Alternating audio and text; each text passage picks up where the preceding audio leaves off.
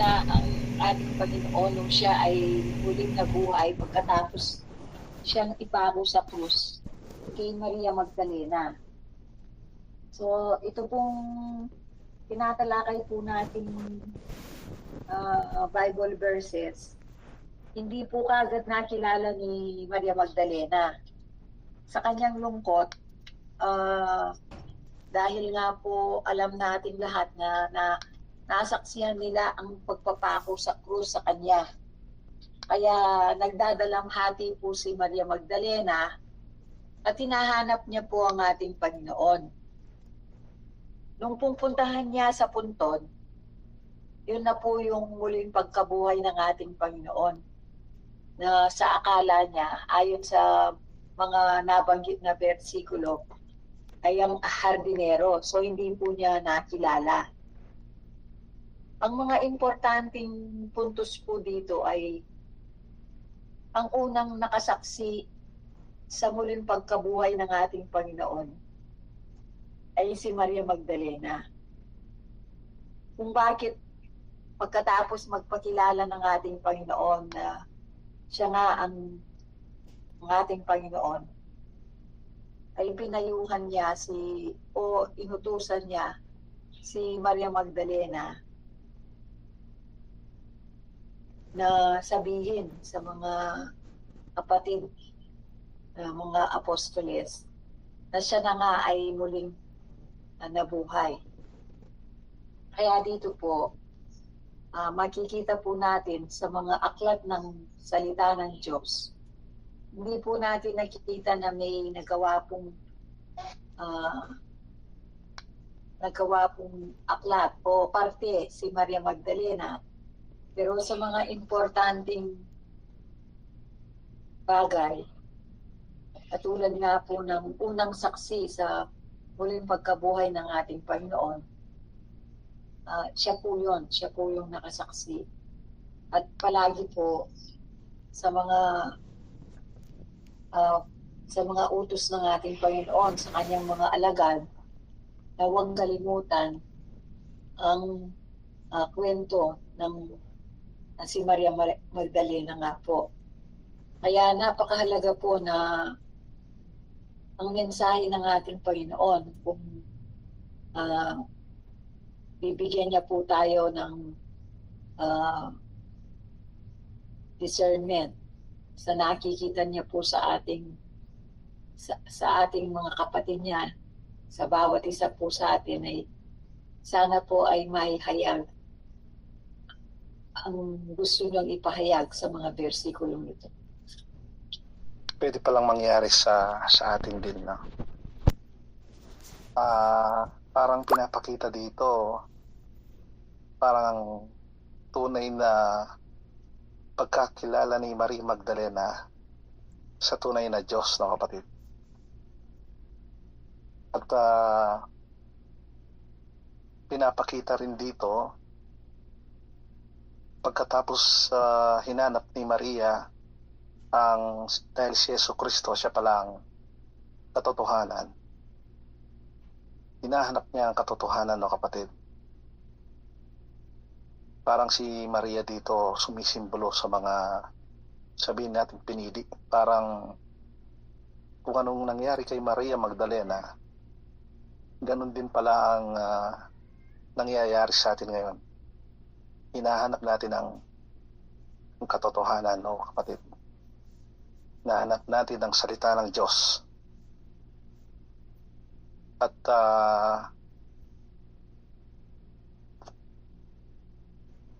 yung pagkakilala ni Maria Magdalena kay Jesucristo ay parang nangyari din sa atin.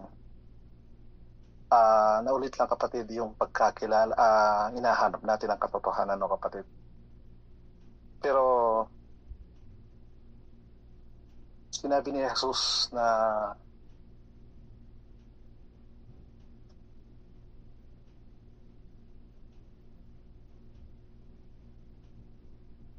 babae, bakit ka umiyak? Sino ba ang hinahanap mo? Sabi niya, parang ang nakikita ko dito, kapatid,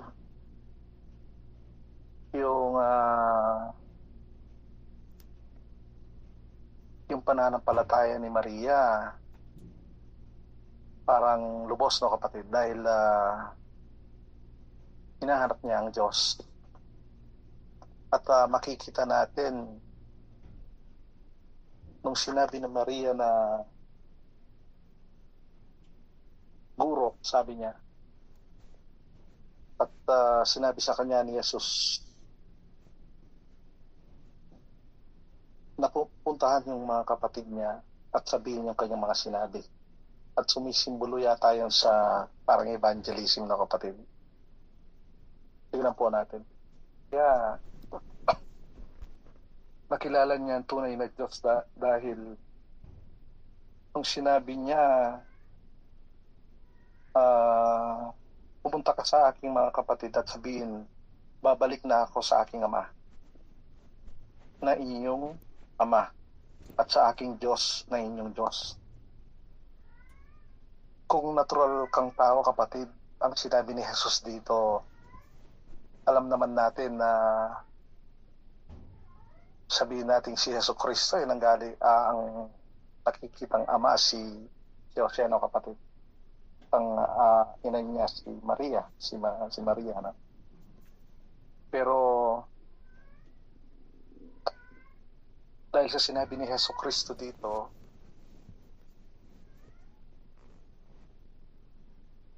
babalik na ako sa aking Ama na inyong Ama, sa aking Diyos na inyong Diyos.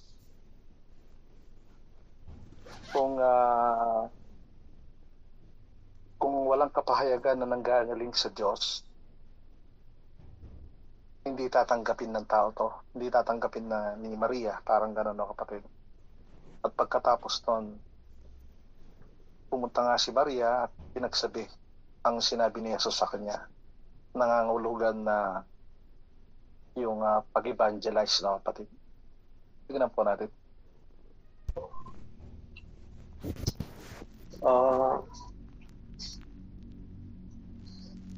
Tanong ko lang po, mga kapatid.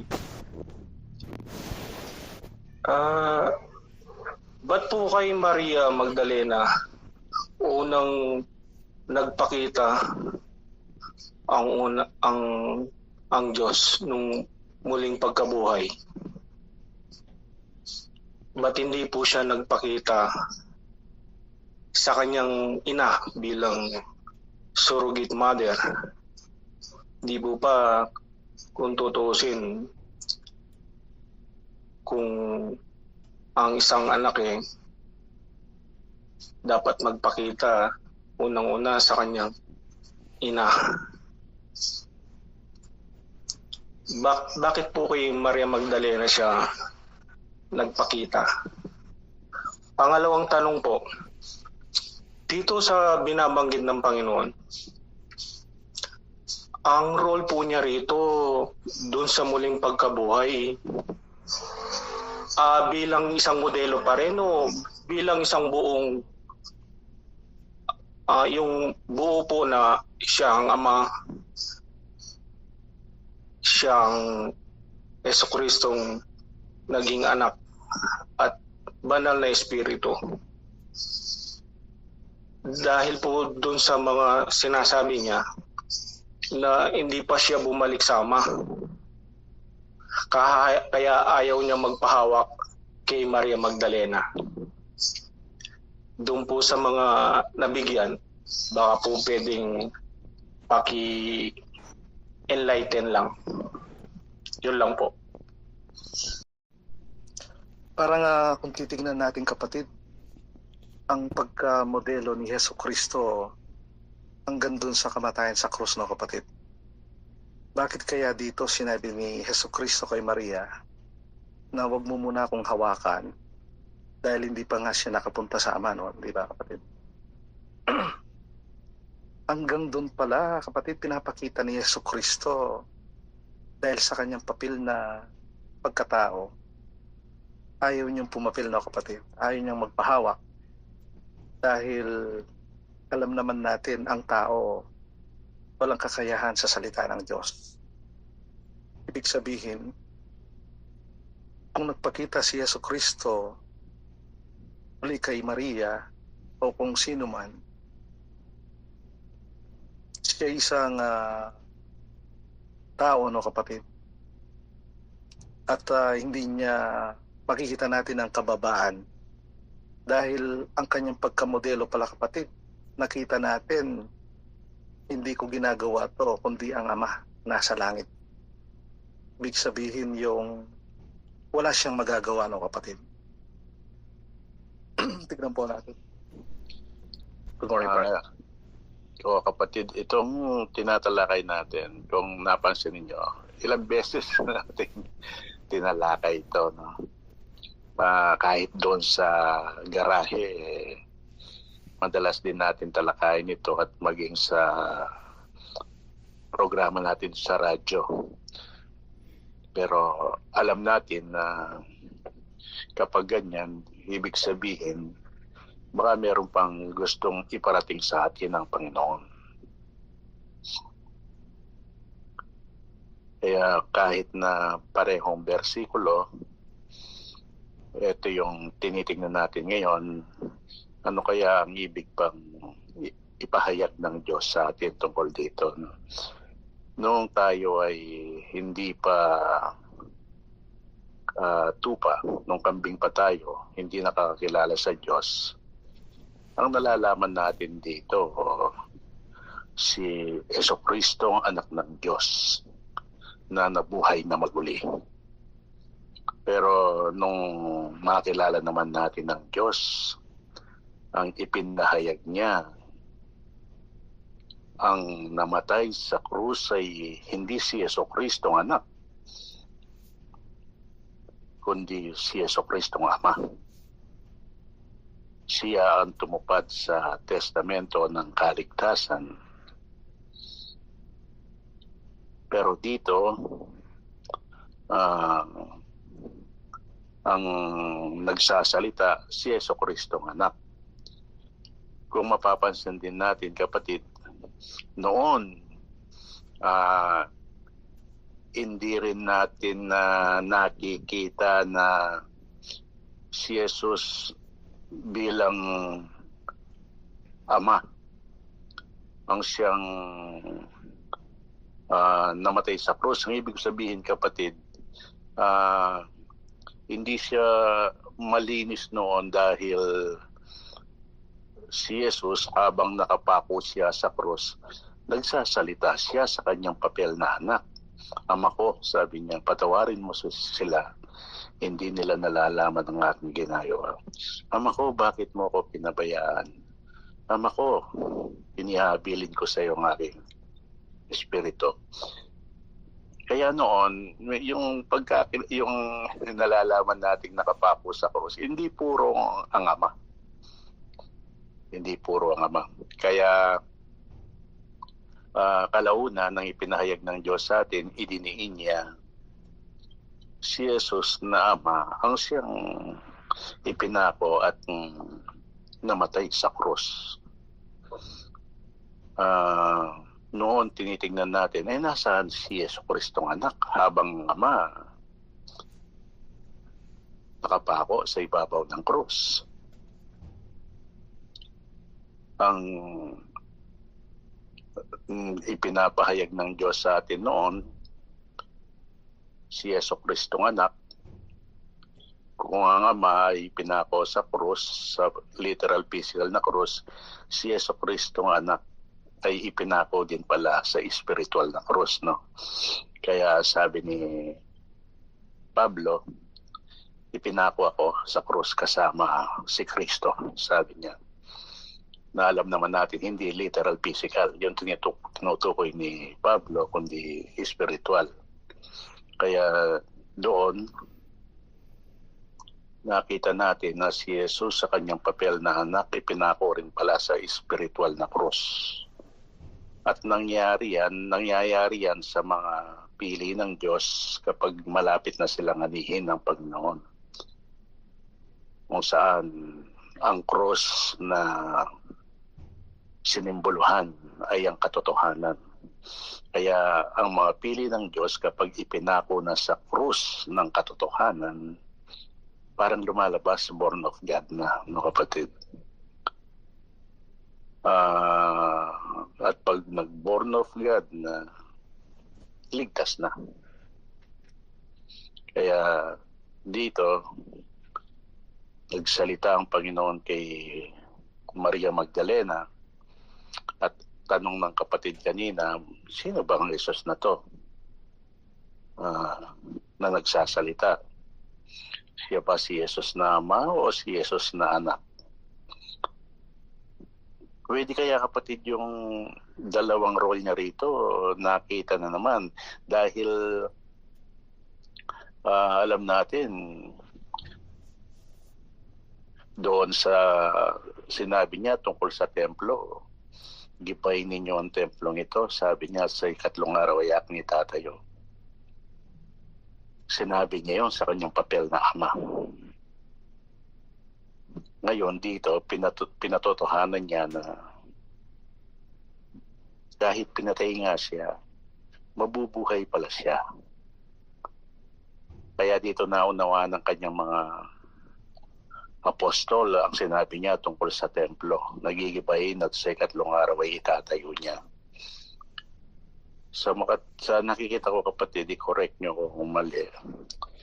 Pinakita niya sa kanyang papel na ama na siya pala ay mabubuhay na maguli sa ikatlong araw para patotohanan yung templo na sinalita niya. Pero ganun pa man dahil dito nagsasalita siya maliwanag sa kanyang papel na anak na kung saan ipinapakita niya sa kanyang papel na anak nung siya ay anihin ng Diyos, meron siyang ibang klaseng katawan na ito pala yung magiging katawan ng kanyang mga pinili kapag sila ay naligtas katulad niya sa kanyang papel na anak. Kaya yun ang utos niya kay Maria Magdalena na sabihin mo sa aking mga kapatid.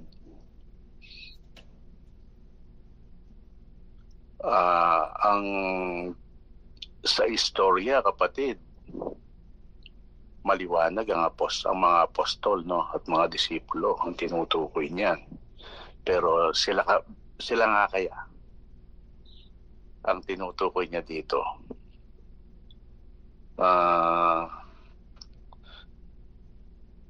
Dahil ito si Jesucristo ng anak, sinabi kay Maria Magdalena at pinapasabi sa kanyang mga kapatid, ito nga kaya ay para sa mga apostol o sa mga disipulo. Pero sa istorya, sa kanila sinabi ni Maria Magdalena. Pero alam natin na ang salita ng Diyos ay hindi lumilipas kailanman. Kung ito ay pinag-utos niya kay Maria Magdalena, siyempre sa atin parang ganyan din yata kapatid eh. Ipinag-uutos din niya. Pero pupuntahan pa natin yung mga kapatid natin, yung mga tupa na, para ibalita sa kanila. Tanong lang yung kapatid. Baka naguluhan kayo dun sa ibinahagi ko. Pwedeng yung sa inyo, pwedeng bahagi rin ninyo. At tignan natin kung bakit nga ba itong tinatalakay natin, makailang beses na nating tinalakay ito. Pero ngayon, eto naman, tinatalakay natin. Baka meron gusto ang ibigay ang Diyos sa atin na hindi natin naunawaan noon. At ngayon ay gusto niyang ipaunawa sa atin. Yan lang mga kapatid. Kasi nung nakapako si Jesus, sabi niya sa kasama niyang nakapako din ay nakataano rin sa court. Yung dalawang sabi niya today I see you in paradise. Ang ibig sabihin niya sa araw na yon makakasama niya yung magnanakaw sa kanan yun, no. Yun nga, sa kanyang papel na ama ba yun? Kaya niya sinabi yun. Yung today, sabi niya. Pero nung nakita siya ni Maria Magdalena, yun sa pangatlong araw na pagkabuhay na muli, sinabi niya na hindi siya pwede munang hawakan dahil pupunta muna siya sa kanyang ama. Meron po kayang relasyon yun? Kung unawain natin yung sinabi ng Panginoon na sinabi kay Maria Magdalena, pupunta muna ako sa aking ama na inyong ama, na aking Diyos na inyong Diyos. Kung unawain natin yun, naghihintay sa kanya ang ama. Dapat muna niyang puntahan. No? Pero dahil nga doon sa ipinahayag ng Diyos tungkol doon sa umupo ang Panginoong Hesus sa kanan ng Ama, na para bang pinuntahan din niya ang Ama na nakaupo at umupo siya doon sa bandang kanan ng Ama. Sa literal na kahulugan, yun ang unawa ng tao. Kaya yun ang ipinangangaral sa mga tao. No? Pero nang ipahayag ng Diyos sa atin kung ano ang kahulugan nung umupo siya sa kanan ng Ama, siya pala ay umupo na sa kanyang talagang pagiging ama. Wala pala siyang amang dinatnan na nakaupo, kundi siya mismo umupo na, tinupuan na niya, ibig sabihin, bumalik na doon sa dati, noong siya ang Diyos ni Abraham, ni Isaac at ni Jacob bilang ama. Hindi kaya ganun din ang tinutukoy niya dito, kapatid. Kaya si Maria Magdalena, kung titignan natin, no, dito lang sa paksang ito, parang sabi ng Panginoon na hindi po pwedeng magkaroon ng kaligtasan at magkaroon ng ganitong mga katawan ang mga pili ng Diyos, kaya kinakailangan muna niyang puan ang kanyang pagiging ama.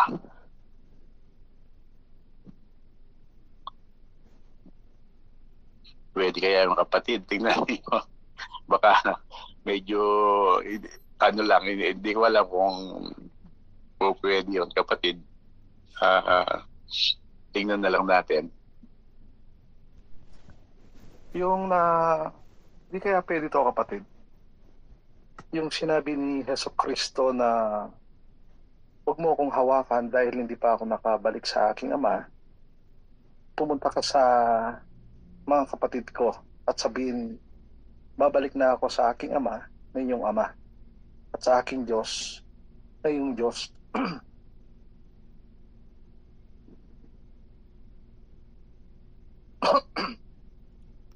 Hindi kaya kagaya nung kay yung kay Centurion. Yung pinakita sa Centurion, kapatid, yung pananampalataya ng Centurion, no, kapatid. Pero pinahayag din ng Diyos ang kanyang salita, dahil ang kanyang salita ay siyang hahatol, no, kapatid, ang salita ng Diyos. Dahil sa papinaning ni Hesus Kristo sa kanyang katawan, parang wala siyang magagawa, parang gano'n, no, kapatid.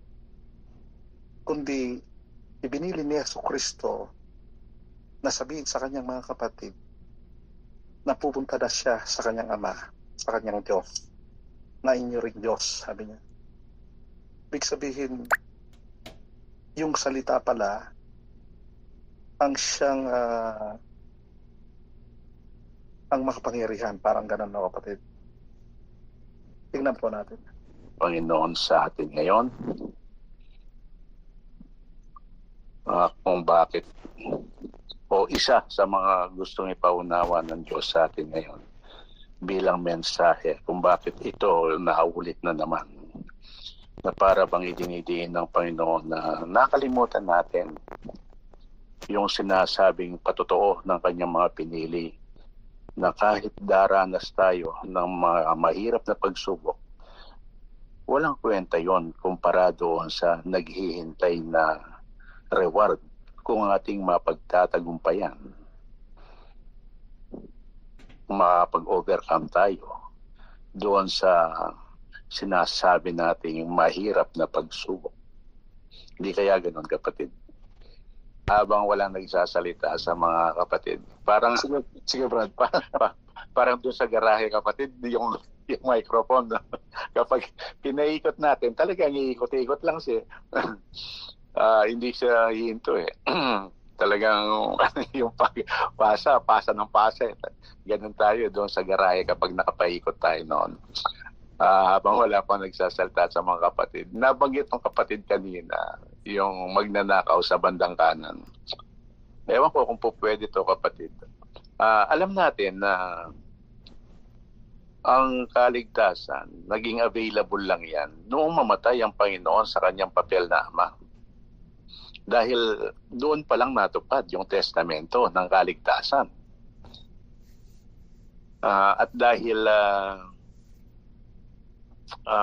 doon sa nakapako na siya sa krus, alam niya sa kanyang papel na Ama na itong magnanakaw sa bandang kanan niya, born of God na. Kung kaya ipinangako na yung kaligtasan sa kanya. No? Sabi nga niya, ngayon din makakasama kita sa paraiso. Alam niyo, sinabi niya yun sa kanyang papel na Ama dahil meron nga siyang foreknowledge. At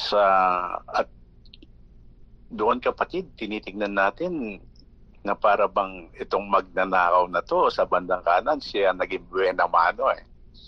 Siya ang unang naligtas. Dahil kasabay siyang namatay ng Panginoon sa kanyang papel na Ama. Parang doon sa oras na yun, naging available yung kaligtasan sa pagkatupad ng testamento. Siya sumabay. Kaya parang siya naging buena mano. At dito naman sa tinatalakay natin ng Panginoon sa kanyang papel na anak, alam natin siya ay modelo. Parang ipinapakita rin dito ng Panginoon na ito ang naging katawan ng magnanakaw sa bandang kanan.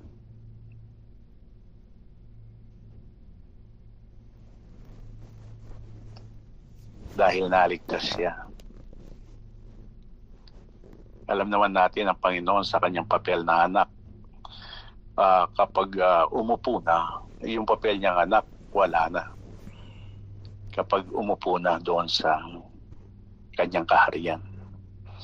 Kaya ang unang nakasama niya, itong magnanakaw sa bandang kanan. Sa kanya naigawad yung kauna-una pagkaligtas dahil nakasabay nga siya doon sa pagkamatay ng Ama.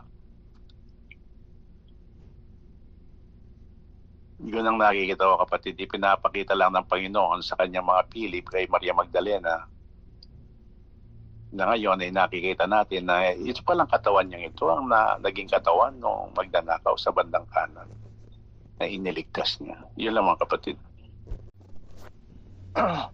Walang aalinlangan yung paghahanap niya kay Jesucristo na kapatid. Si Jesucristo siya ang katotohanan. Ibig sabihin, nasa linya siya ng pagpapakumbaba. Nung sinabi ni Jesucristo na huwag mo muna akong hawakan dahil hindi pa ako nakarating sa Ama. Sumisimbolo pala yon sa ayaw ni Jesucristo na tignan siya bilang siya si Jesucristo. Kagaya ng nangyari sa centurion, sabi niya, hayaan mo't pumunta ako doon sa yung bahay at aking pagagalingin ng iyong alila, parang ganon, no? Pero sinabi ng centurion sa kanya, hindi na kailangan, kahit ang iyong salita lang ng Diyos, siya gagaling. Ibig sabihin, hanggang dun sa kapanahunan ni Maria, pagkatapos sa pagkabangon ni Jesucristo sa kanyang kamatayan, hindi nawala yung sinasabi ni Jesucristo, wala akong magagawa kundi ang Amang nasa langit. Dahil tinuturuan niya tayo na hindi tayo titingin sa tao o si Kristo bilang anak. Parang gano'n, no, kapatid? Dahil nakalinya si Maria Magdalena sa isang pinili, inaalagaan tayo ng Diyos, parang paalala sa atin. Naalala ko, kapatid, si Tomas. Si Tomas, nag-aalinlangan siya, no, kapatid? Pero sinabi ni Yesu Kristo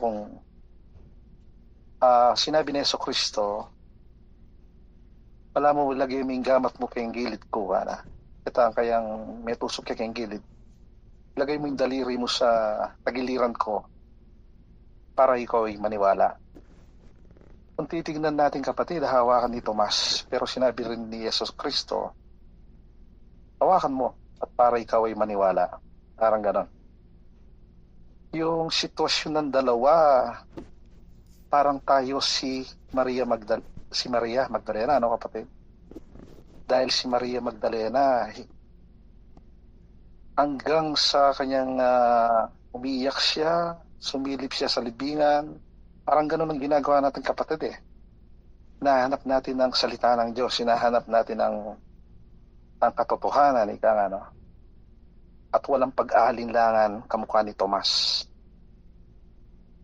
Pero ang Diyos, wag mo muna akong hawakan. Baka kasi titingin ka sa tao. Parang ganon. Ganon ang gabay ng Diyos sa atin. Yung kapatid, tignan po natin. Malaki talaga. Doon pa lang sa una, yung unang ano pala pa 7, ibang sena yung nadaman natin eh. Dito naman kay Maria Magdalena, parang siyang kausap niya nung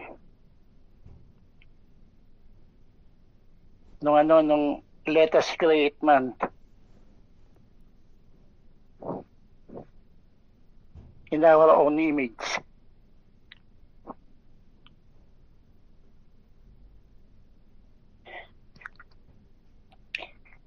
Nag-uusap tong dalawa, magkano sila, parang nag-uusap sila, let us create man in our own image. Yung own image nila, isa sila, parang isa lang. Magkamukha, own image nga eh. Mag-create tayo ng tao, yung ating own image. Parang kambal sila, ganun. Yung own image, parang pag napunta ka doon, na-create ka, naging own image ka na nila, iba na yun siguro, sobrang sena kasi kamukha mo na sila eh. Kung ikaw yun, naging isa ka, naging 3 triplets lang kayo, hindi lang kayo kamba.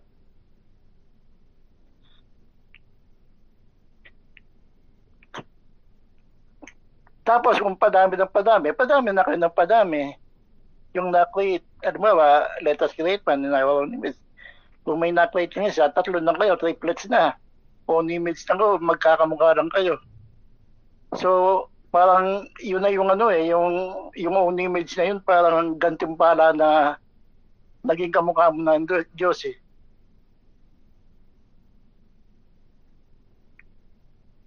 Ganun lang yung yung parang kay Magdalena, yung let us create man in our own image kasi nakita na siya ng Magdalena eh. Parang isa din sila eh. Yung image nila, alam na nila eh. Alam na nung nakakita sa kanya. Kaya sabi niya, let us create man in our own image. Ganun, parang ganun lang yung nakita ko. Ibang ibang anyo lang yung nakita ni Magdalena. Pero parang ganun din. Yun lamang, kapatid. Di kay Birhen Maria, surrogate mother, o sa ibang mga pili ng Diyos.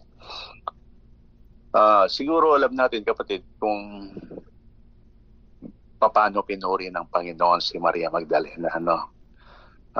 Sabi nga niya, kapag kinakalat ninyo ang ebanghelyo, huwag niyong kalilimutan banggitin ang pangalan ng babaeng ito. Siya lang ang sinabihan ng gano'n. wala si Pedro, wala si Juan, wala yung ibang mga apostol at disipulo. At nakita naman natin yan kung bakit ganun na lang ang parang pagpupuri ng Panginoon o pagtaas kay Maria Magdalena. Noon nga puntahan ni Maria ng Panginoon si Simon na Pariseo at nabalitaan ni Maria Magdalena na nagpunta rin doon at umiiyak siya, pinupunasan inahalikan yung paa ng Panginoon at pinupunasan sa kanyang mahabang buhok. Sabi ni Simon Pariseo, hindi yata nalalaman ng taong ito kung sino itong nagpunta sa kanya. Tapos doon nga siya nagtanong kay Simon Pariseo. Simon, sabi niya, sino mas mapalad? Yung taong kakaunti ang utang at pinatawad o yung taong malaki ang utang at pinatawad? Siyempre, yung malaki ang utang at pinatawad. Sabi ni Simon, ikaw, sabi niya, nung magpunta ako dito, ni panghugas ng aking paa, hindi ka man naghanda. Pero siya, tingnan mo, magbuhat kanina, wala siyang tigil na hinahalikan ng aking paa, sabi. Ibig sabihin, pinahayag ng Diyos sa atin na yung utang na loob, malaking utang na loob, nakita lang ng Panginoon kay Maria Magdalena ang pagtanaw ng malaking utang na loob. At iyan ay nadiin pa nung pasyalan ng Panginoon si Maria Magdalena at si Marta.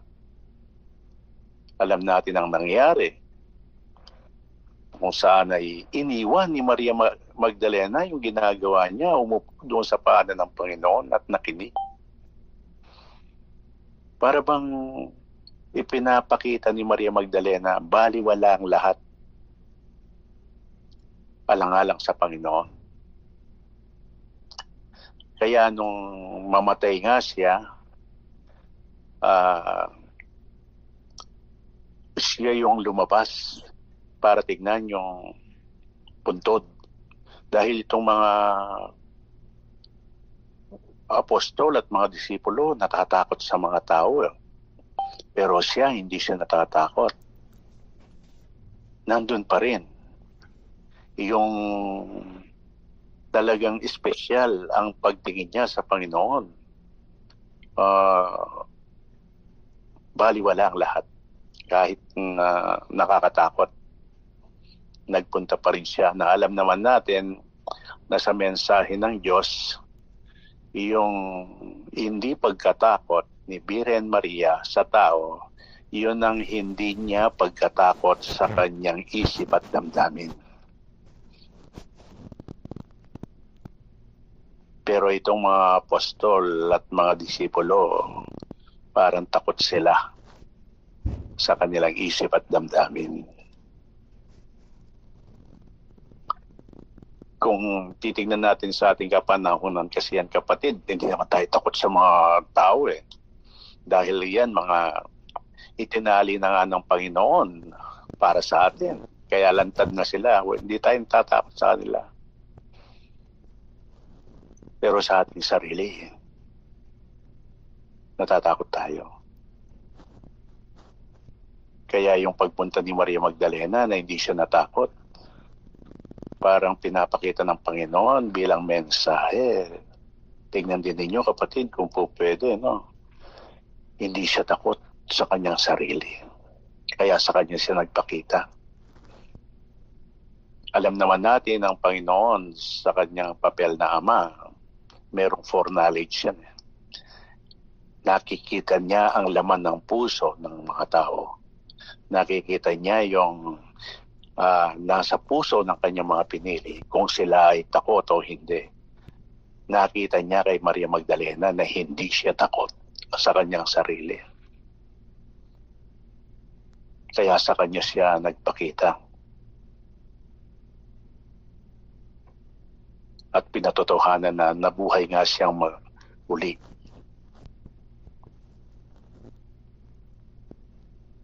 Sa istorya, alam natin, itong mga apostol at disipulo takot sa mga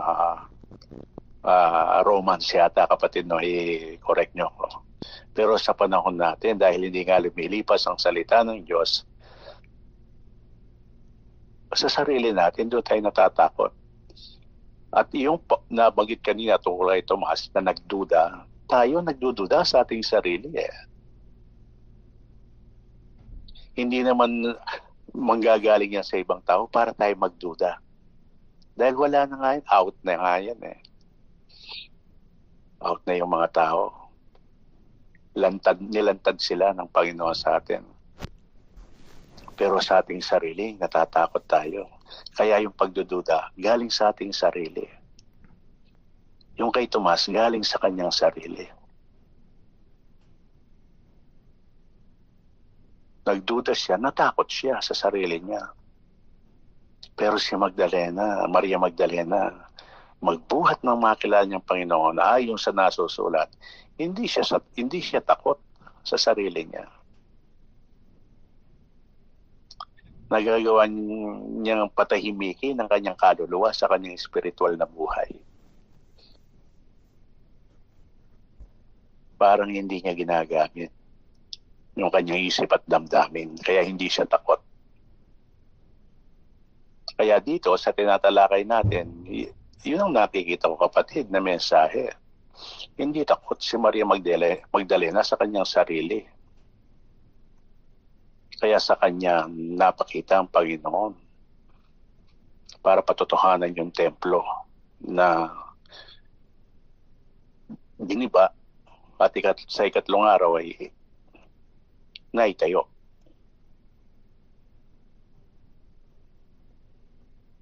Ito siguro, kapatid, ang ipinapakita ng Panginoon sa atin. Bakit?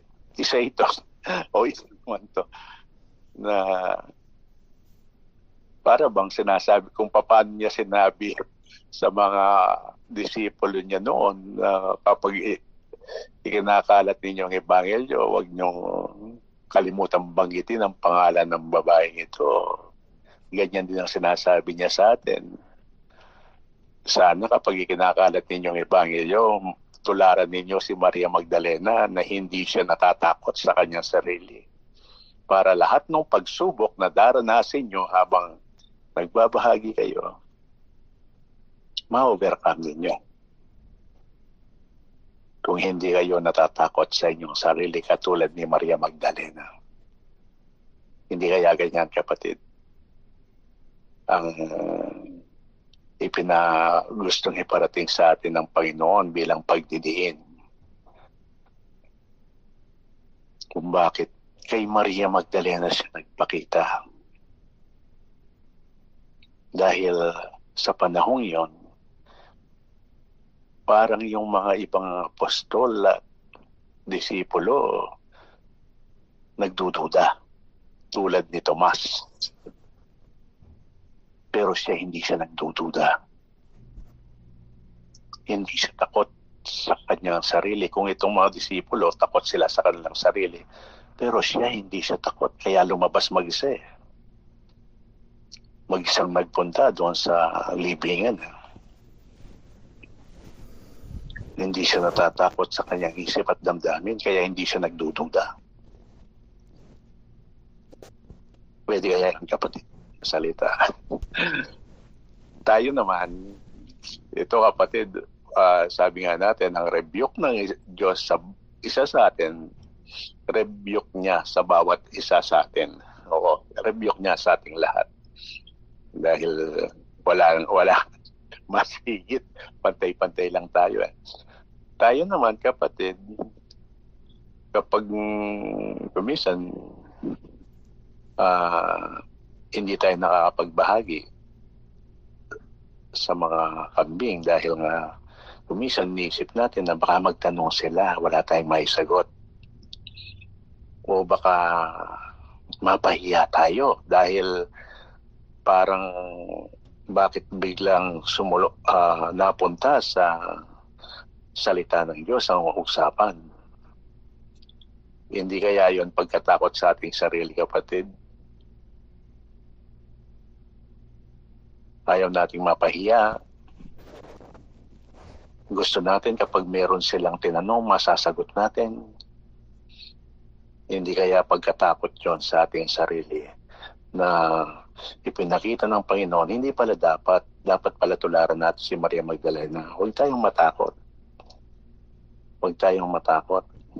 Na noong una kapatid, nakita na yan ng Panginoon sa atin.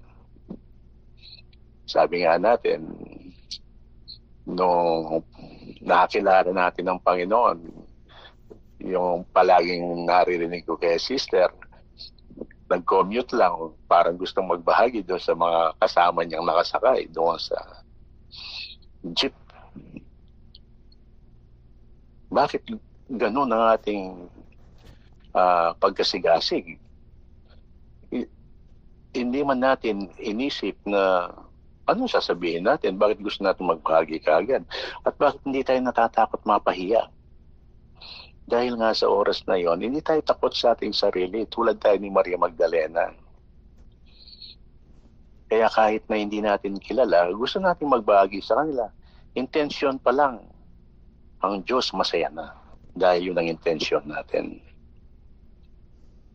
Kaya nga sinabi niya doon sa Revelation 4:2, o magmula doon sa verse 2 hanggang 3, sabi niya, lahat ginawa mo pero walang kwenta yun, sabi ng Panginoon. Dahil doon sa verse, sabi niya, kinalimutan mo yung unang pag-ibig mo.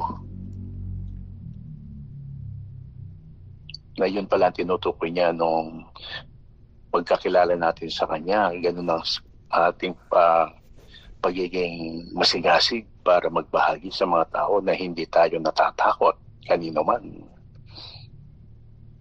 Basta makapagbahagi lang tayo kung paano natin nakilala ang nag-iisang tunay na Diyos. Walang takot. Kaya sabi niya, ba't di mo ibalik yung panahon yun? Nung panahong nakita kong minamahal mo ako talaga o iniibig mo talaga ako, sabi ng Panginoon. Na ngayon dito kay Maria Magdalena, siyang nakikita niya. Walang takot. Ibig sabihin, nakikita ng Panginoon kay Maria Magdalena kung gaano siya minamahal ni Maria Magdalena. Kung kaya sa kanya siya nagpakita at hindi sa ibang mga apostol o disipulo. Yan lang mga kapatid. Umaga po mga kapatid. Kadalasan po itong mga linya na pinag-uusapan natin, marami po tayong mga katanungan.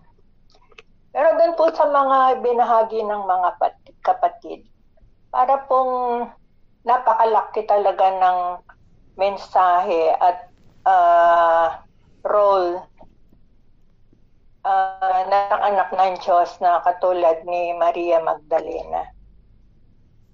Actually po, nakita natin na si Maria Magdalena hindi man po nagsalita or nag-evangelize sa na nakasaad doon sa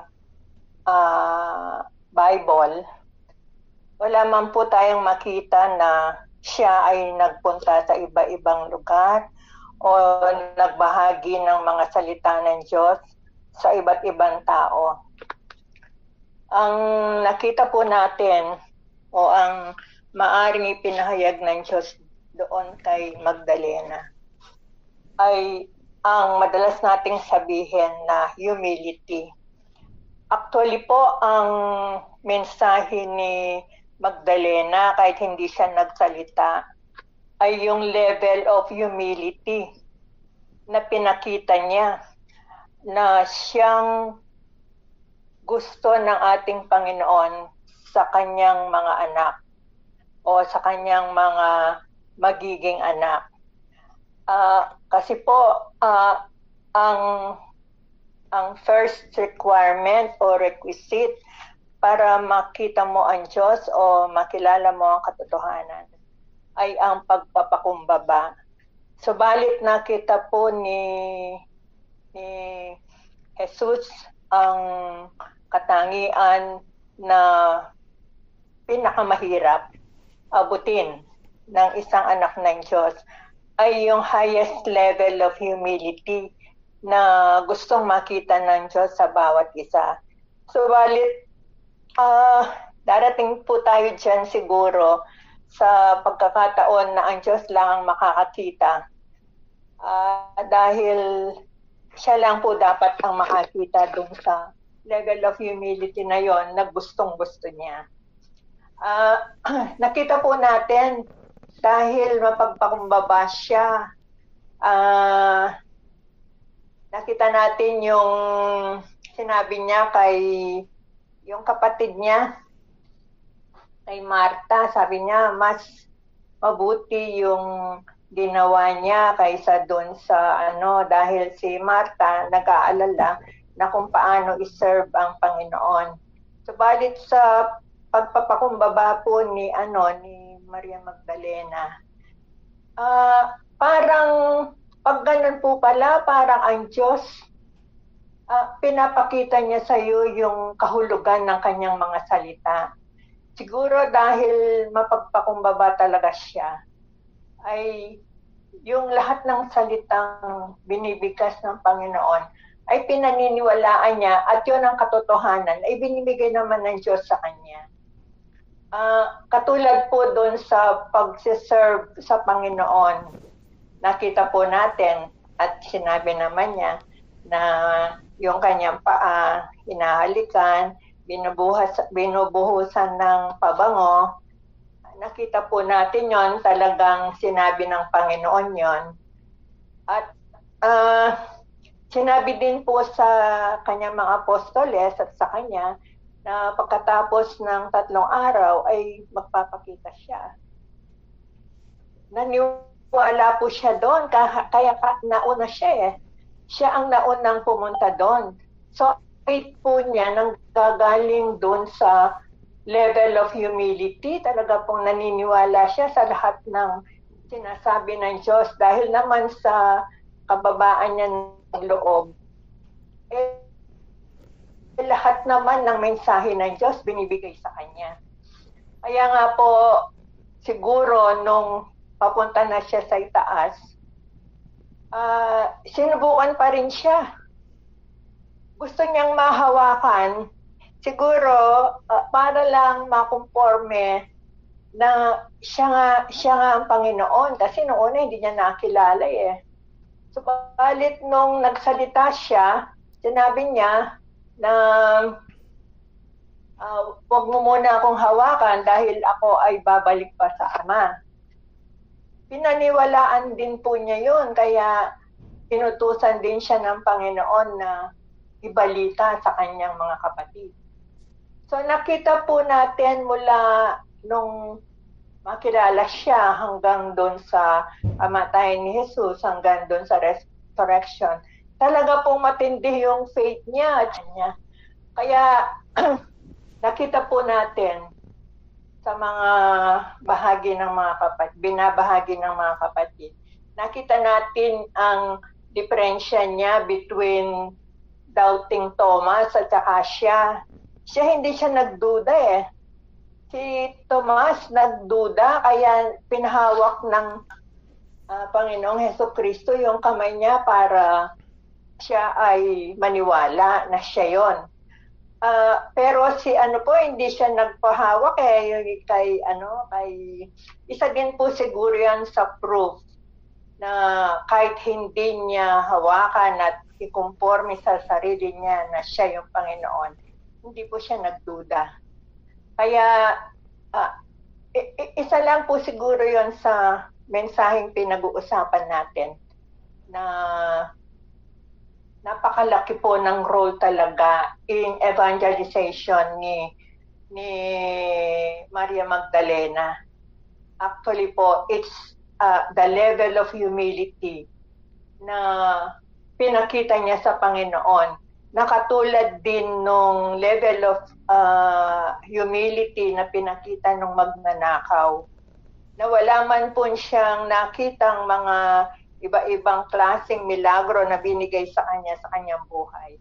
And yet naniwala siya in his highest level of humility. Kaya halos po lahat ng mga ito ay binibigay sa atin ng Panginoon para hindi po natin makalimutan. Actually, hindi rin po natin makakalimutan itong dalawang to dahil konti lang po yung mga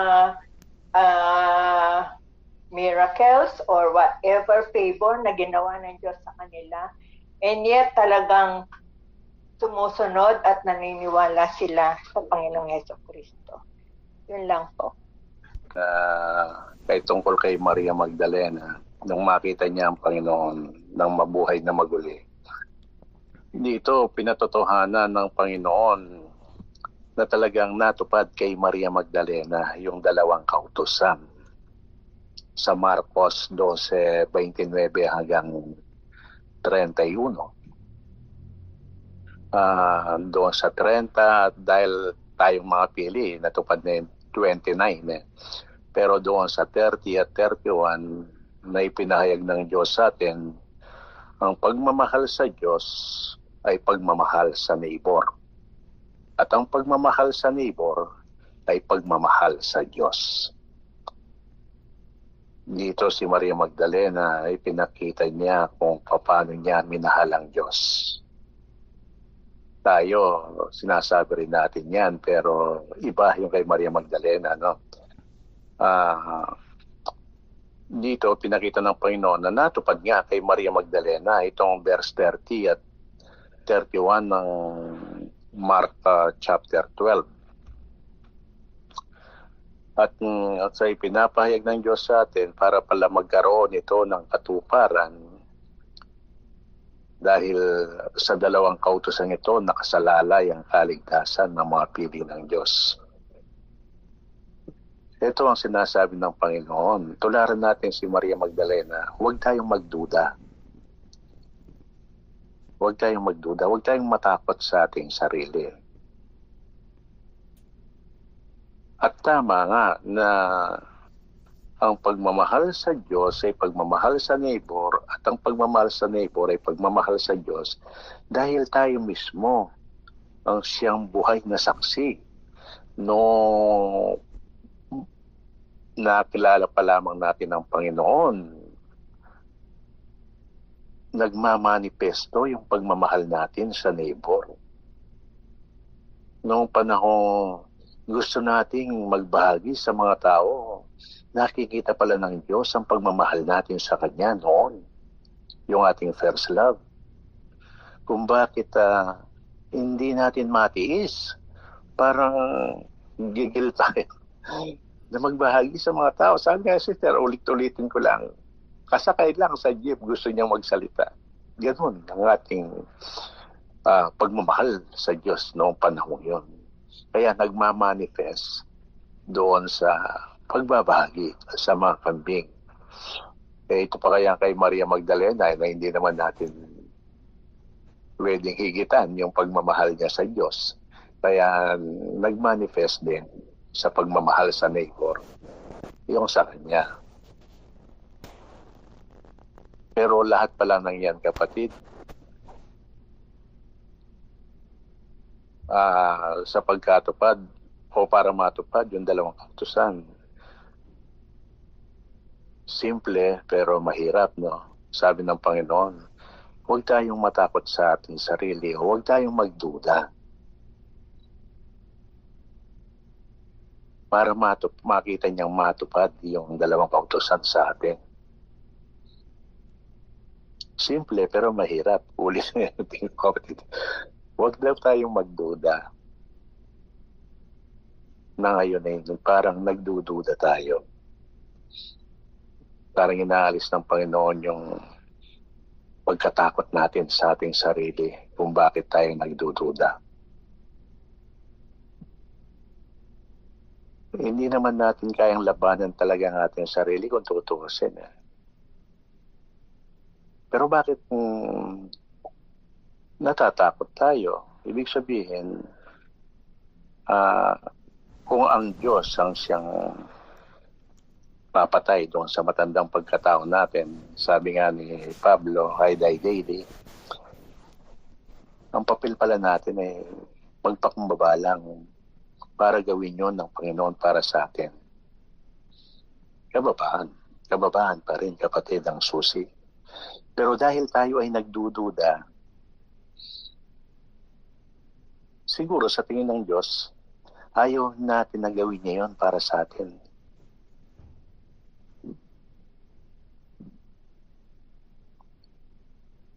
Parang hindi pa tayo sangayon na patayin niya yung ating matandang pagkatao. Dahil nagdududa tayo.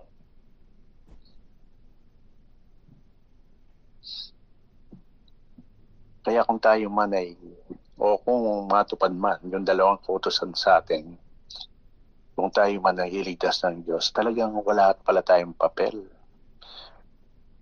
Dahil hindi naman pala matutupad yun kung hindi papatay ng Diyos yung matandang pagkatao natin eh. Eh tayo naman, dapat pala magpakumbaba lang. Pero imbis na kababaan nakikita ng Diyos, takot sa sarili, pagdududa, kaya hindi niya magawa. Eh free will natin yun, desisyon natin yun eh, kaya hindi niya gagawin.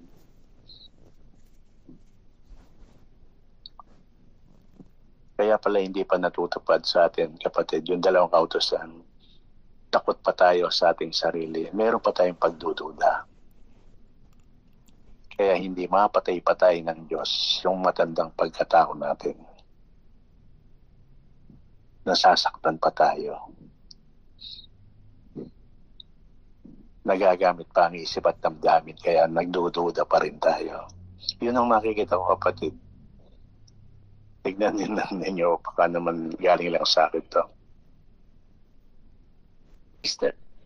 Tama naman yan siguro, tama rin, na kaya binigay ang topic na ito sa atin ngayon dahil gusto pang makita ng Panginoon yung nasabi ng mga kapatid, yung pinakamatakas na level of humility.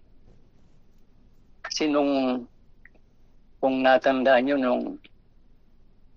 ang nangyayari kay John the Baptist, siyang nag-handa ng dahan para sa Panginoon nung pagdating niya. Pero siyang nagkaduda siya nung nakakulong siya,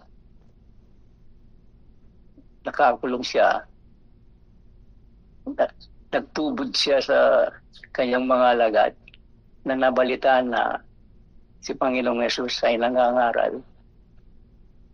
Nagpunta yung alagad, sabi niya, mayroong yung mga pilay, lumalakad, yung mga kakakita. Siguro pwede yung nangyayari din tayo kung hindi pa nakita yung tulad ang nangyari kay Maria Magdalena. Nagdududo pa rin tayo ngayon. Tulad yung nangyari kay Juan Bautista. Nagduda pa siya. Pero alam naman na ang anak ng Diyos si Juan Bautista. Pero nagduda pa siya.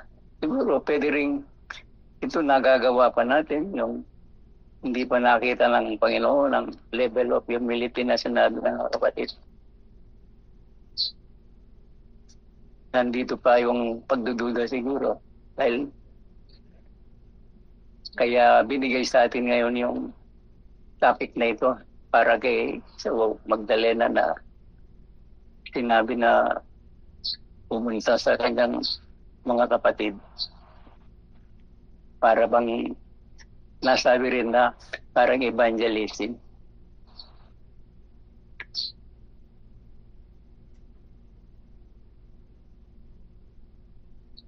Ewan mo lang yung pwede yun. Mga kapatid. Si Maria Magdalena, parang pagsubok pag sinabi mong Maria Magdalena, masama, di ba? Parang gano'n ang tingin ng mga tao eh. Dahil ang trabaho pala ni Maria Magdalena ay siyang patutot. Kaya parang isang pagsubok sa atin kung anong titignan natin na kay Maria Magdalena. ang titignan ng tao, ang kasalanan ni Maria Magdalena bilang patutot, no kapatid. Pero hindi pala yun ang tinignan ng Diyos. Dahil ang tinignan ng Diyos, ang pagpapakumbaba na pinakita ni Maria Magdalena. Dahil nasabi, ang tunay na patutot pala sa espiritual ay yung kanyang kapatid, no kapatid. Yung kanyang kapatid na si Marta. Dahil kung titignan natin si Marta, maliban doon sa tinuruan niya si Yesu Kristo, sinabihan niya, at abala, yun ay hindi pwede sa Diyos. Pero ang pangalang Maria Magdalena, yung pala isang pagsubok din sa atin, na baka titignan natin ang kanyang kasalanan sa kanyang trabaho, parang gano'n, no, kapatid. Kaya kung titignan natin, ang Diyos hindi tinignan ng kanyang trabaho, kaya ang katangian ni Maria Magdalena ay tayo pala yun. Ibig sabihin, bago nagpakilala ang Diyos sa atin, hindi niya tinignan ang ating kasalanan sa ating trabaho lang.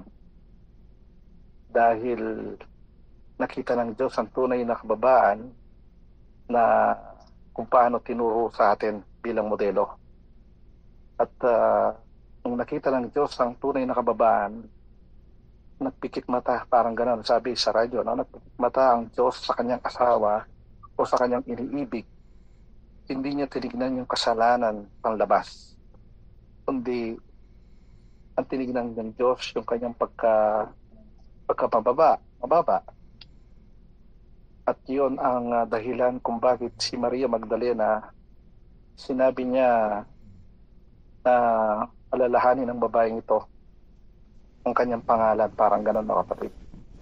Kaya maliban dun sa pagkakilala natin kay Maria Magdalena, importante din pala na makita natin na si Maria Magdalena ay isang patutot. At dahil yun ang katangian din ng isang tao. Tignan po natin. Basta doon sa kanyang pagdududa, no? Ayon doon sa istorya, na ipakulong siya at iyon ang naging dahilan kung bakit napugutan siya ng ulo. Sa atin, hindi tayo after doon sa istorya, no kapatid? After tayo doon sa spiritual na mensahe, sa katotohanan, sa salita ng Diyos. Kaya tungkol kay Juan Bautista, ang lumalabas kung bakit siya nagduda, ginamit niya ang kanyang isip at damdamin. Siguro naisip ni Juan Bautista, bakit nararanasan ko ito samantalang ako ay anak ng Diyos? Pagdududa yung sa kanya. Parang nagduda siya doon sa sinabi ng Diyos na your way is not my way, sabi niya. Parang sabi ng Diyos sa kanya, that is my way. Yun ang paraan ko para iligtas ka. Bakit mo ako pinagdududahan? Na alam naman natin na kung bakit naputulan ng ulo o pinutol ang ulo ni Juan Bautista dahil nga naipakulong siya, madaling na pinaputol yung ulo niya na sa spiritual na mensahe ng Diyos, yun palang pagkakulong niya, doon namatay ang kanyang matandang pagkatao. Pinutol ang ulo, ibig sabihin, hindi na ginamit yung isip.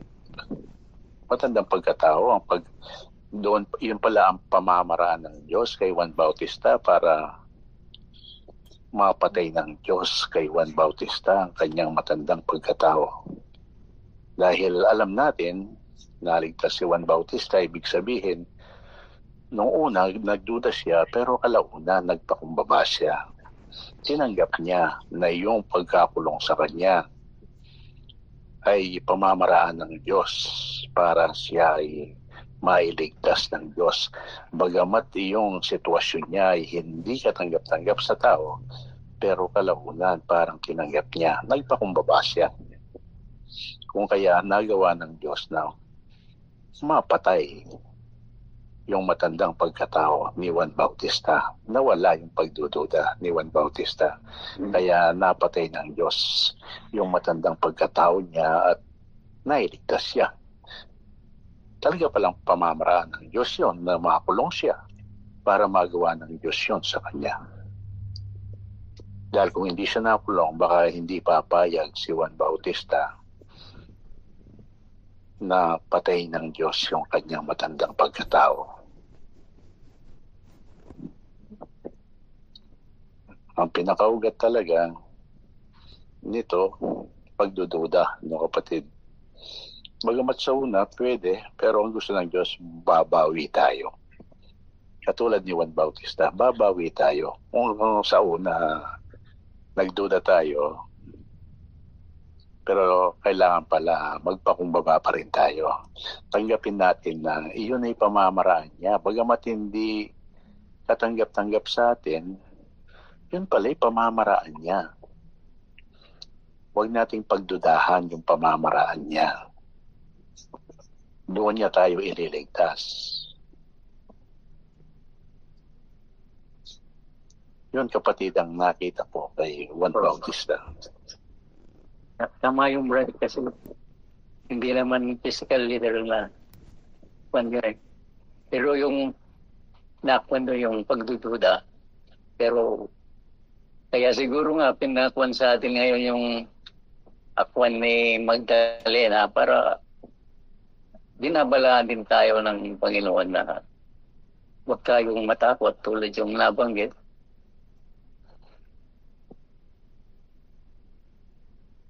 May foreknowledge talaga ng Diyos. Alam niya.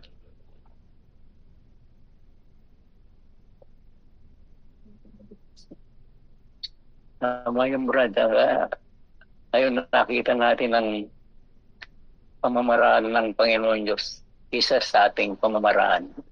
Tama yung Brad. Siguro, okay lang. Noon kay Simon Pedro, sabi niya, pinakiusap ka ni Satanas na liligligin kagaya ng puno ng igos. Iyon, sa dalawang buhay natin siguro yan. Dahil may dalawang buhay tayo kapatid hindi lang sa spiritual yan, maging sa physical nating buhay. Daranasin pala natin yung tayo ay liligligin ni Satanas. Sabi nga ng Panginoon, kapag bata ka, kung saan mo gustong magpunta, sige, sabi niya, pero kapag matanda ka na, dadaling kita sa hindi mo gusto, sabi niya. Yun pala ang gagawin ng Panginoon. Dahil pinahintulutan niya si Satanas na ligligin tayo. Talagang hindi natin gusto yung gagawin niya. Pero sa Diyos, dahil tayo bilang anak niya, sabi nga niya, tandaan ninyo, ang inyong pangalan ay nakaukit sa aking palad. Hindi pala niya tayo pababayaan. At yung gagawin niya Satanas sa atin na hindi katanggap-tanggap sa atin, yun pala ay kapahintulutan niya. Kaya sinasabi nating tonto si Satanas ay hindi niya nalalaman yung gagawin niya sa atin na bagamat hindi katanggap-tanggap sa atin, pero yun ay pamamaraan ng Diyos para tayo ay mailigtas niya. Katulad ng nangyari kay Juan Bautista. Kaya sa ating buhay kapatid, sa dalawang buhay natin, sa ating physical na buhay, mayroon tayong tiniksalaman. Ito pala yung nangyayari sa atin, bagamat ginagawa natin yung tama, pero nangyayari pa na hindi katanggap-tanggap sa pananaw ng tao o sa standard ng tao, pero nangyayari. Tiniksalaman, kapahintulutan ng Diyos kay Satanas. Dahil ito pala ay pamamaraan niya para tayo ay mailigtas niya.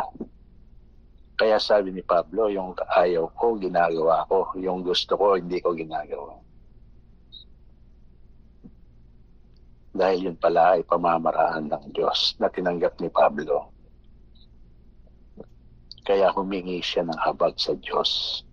Na tayo, ganun din. Imbis na magduda, dapat pala humingi tayo ng habag sa Kanya. Dahil wala naman talaga tayong magagawa. Sa pamamagitan lang ng habag, doon tayo maliligtas. Yan kapatid, ang nakikita ko. Noon kapatid, ang talakayin natin ito, ang ipinahayag natin ng Diyos sa atin, parang i-correct nyo kapatid, no? Parang negative yung kay Mary Magdalena rito, no? Noon, parang nagsushortcut siya, sabi natin. Ba't siya nagsushortcut? Na hindi pala dapat pala dumaan siya sa proseso. Huwag siya mag-shortcut. Yun ang nakikita natin noon. Pero ngayon, ang ipinahayag ng Diyos kung bakit ito muli nating natalakay, yun namang positive side ni Maria Magdalena. Na sa kabila ng natatakot yung kanyang mga kamukha niyang disipulo at yung mga apostol, pero siya walang takot sa kanyang sarili. Hindi siya nagdududa. Na siyang gusto ng Diyos na tularan natin kay Maria Magdalena. Huwag tayong magduda katulad niya.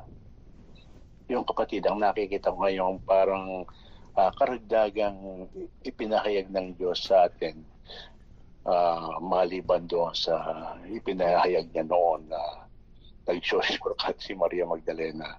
Pero sa positive side pala, malaki yung nakita ng Panginoon na malaki yung tinatanaw na utang na loob ni Maria Magdalena. Kung kaya hindi siya nagdududa, hindi siya takot sa kanyang sarili. Yun ang dapat pala nating makita siguro na madalas namang marinig natin yun kay Brother Meno.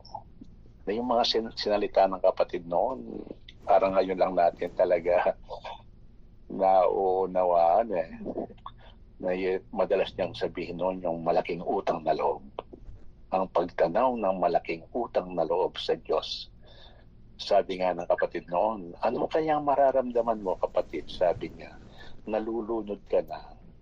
Physical ito, sabi niya. Talagang papalubog ka na, sabi niya, wala nang pag-asa, nalilitaw ka. Tapos merong biglang kamay na humila sa iyo.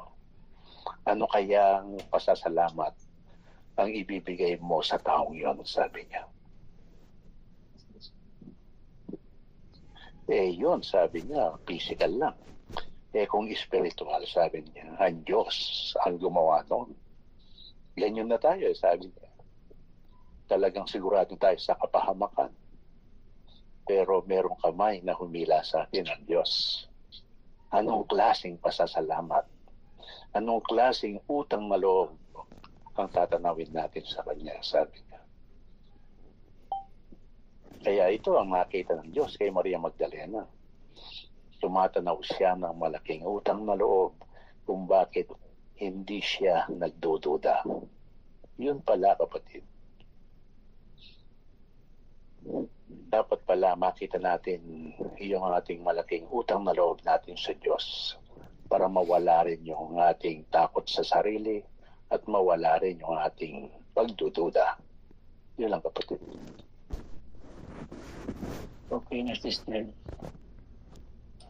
Maraming salamat po. Hanggang sa susunod. Maraming salamat.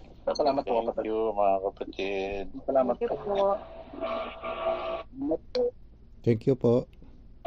Thank you po, kapatid.